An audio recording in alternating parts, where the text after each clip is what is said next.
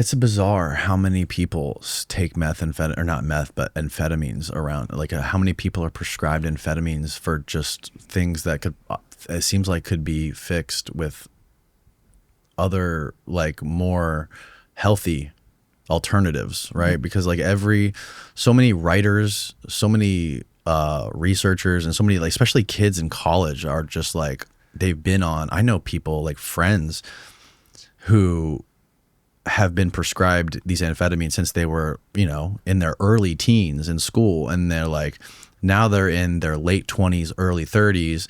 Some of them got pregnant, like, oh my God, I have to stop taking this Adderall now. I've been taking it since I was fucking 12. Yeah. And they have this just insane withdrawal because they've been taking it they've been prescribed it since the beginning of their lives. Yeah. Well, in some of the clinical situations I've worked, I would prescribe Adderall. Yeah. And it would be helpful when it was helpful. This was in the early 2000s, though. I think people are more liberal with diagnosing people with ADHD. But if you have bad ADHD, stimulants can be like a miracle cure almost. Really? Yeah. Isn't the idea of it that it basically just like stimulates dopamine release? Mm-hmm. It stimulates the release of dopamine. I think it also directly stimulates dopamine receptors. Yeah, because I think I have some level of ADD or ADHD, but like whenever I take Adderall, and I've taken it in the past, I hate the way I feel. And I hate the way I feel, especially the next day. The next day, yeah. One of my friends once gave me I think 5 milligram dose of Adderall, and I went home and I wrote after I took it, and just like 20 pages. It really was effortless. Really? Yeah, but the following day I read what I wrote. And good? It just was terrible. Yeah. Wasn't Stephen King doing just heaps of cocaine when he was writing Cujo and some of his other books? I think he writes. There's stories about how Stephen King was just drinking tons of alcohol and doing tons of coke when he was writing some of his novels. His stories are pretty dark. Yeah. Yeah. Yeah, my stepkids used to buy Stephen King novels for Christmas for me.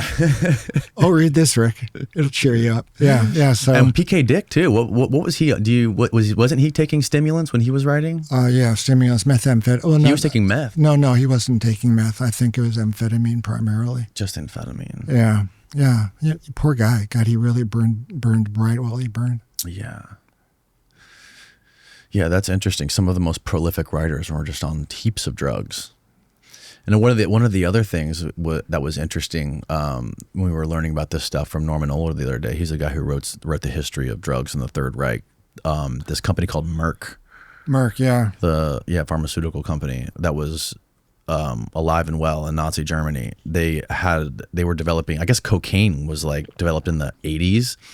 And they had Merck had developed a cocaine that didn't have any sort of negative withdrawal effects to it. Mm-hmm. And there was actually an article I read, which was fascinating, about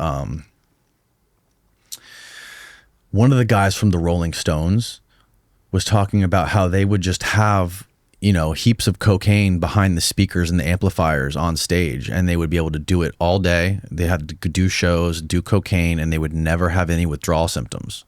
Yeah. Because it was Merck cocaine. They were doing the actual pharmaceutical grade Merck. Yeah. Well, you can still, find pharmaceutical, cocaine out there. It is still used in medicine. Right, like for brain surgeries and things like this, I think. I think mostly for things that have to do with the eye. Yeah. Oh, really? It makes the cornea numb. Huh. So it is still in use. It's Schedule 2, actually. It's not even Schedule 1. So like for cataract surgeries and things like this? Yeah, I think that's what they put into my eyes. I had cataract surgery a few years back. Yeah. Oh, okay. Particularly for ear, nose, and throat procedures. Because it numbs it. And it comes in dark colored glass bottles. Yeah. Wasn't Merck making MDMA too? Weren't they the ones were who? I think they were. I think they were the first, to synthesize. When MDMA. when was MDMA first synthesized? 1914, I think. 1914. Yeah. And it really wasn't, explored very far for application in, clinical medicine. Yeah, it wasn't until like MDMA psychotherapy became a thing, back in the 80s. Yeah, MDMA is another one that I've never tried, but I've heard lots of great stories. Yeah. And David made a bunch of MDMA. Yeah. I think that MDMA that Dave Nichols made for MAPS is still being used. I mean, it was a huge amount. Yeah, he said he made a ton of it. Yeah. And so how did you guys first meet, and when he developed all the DMT for you? Yeah. So David Nichols made our DMT. I met him at the Esalen Institute for a conference that was organized in '85, I think. Rick Doblin organized it, and it was a collection of people interested in doing psychedelic drug studies. Dave was there. That's where I met him. I met Shulgin. I met Stan Groff, John Lilly. Yeah, so it was it was a place to convene. Yeah. The history of MAPS is very interesting. Yeah. Rick's history. I've known Rick since '85, '84. Yeah. Oh wow. The interesting thing about that article that Travis did, which was that trial that never got the published, the one that never got released, the findings, the religious one with the psilocybin. Yeah. Was I guess a lot of the big pushback to that stuff was a lot of the people that were doing these experiments were also engaging in using the drugs themselves. Right. And that's frowned upon. Well, especially for any kind of substance, any kind of drug with a lot of mind-altering characteristics. Yeah, if the research team has been indoctrinated, let's say, in a particular model under the influence of psychedelics, that's going to affect their treatment of a person in a psychedelic state. So would the ideal situation to be have somebody conducting the study who had never done psychedelics? Is that the argument? Well, I think it would be interesting to compare, and that comparison has never been done. Which is interesting. It wouldn't be that hard a study to do. Well, my thing is how do you even have somebody interested in doing that study in the first place if they haven't experienced psychedelics? Right? I can't conceive how somebody would dedicate so much of their life to studying these things unless they had experienced them themselves. It's like with any discipline, I would think. Yeah, but I think as a result of your experiences, you would be coming in with a mindset based on your own experiences. And if you hadn't experienced it, then you would just be coming in clinically, let's say. Right. Yeah, it would be more of a blank slate. You wouldn't have as many preconceptions. About what was going to happen to the person and how to interpret it. Right. And you knew John Lilly? I met John Lilly. Really? Yeah. He was doing, I had a guy in here, Richard O'Barry, who was a dolphin trainer for Flipper. Oh, really? And he made that documentary, The Cove, which won one of the top awards for documentaries. I forget what the awards are called, but they documented the slaughter of all the dolphins in Japan. And he said that he befriended John Lilly in Florida. And John Lilly, and this was in, what year would that have been? That would have been what, in the 60s? The 60s. That would have been in the 60s, in Miami, when Rick O'Barry was working for the Seaquarium there. John Lilly had some crazy funding from NASA to do studies on dolphins with psychedelics, and he was like doing shit to their brains and putting them on LSD and things like this. Well, I think he was very interested in human-animal communication. And, that's what. Yeah, and he thought LSD might enhance that.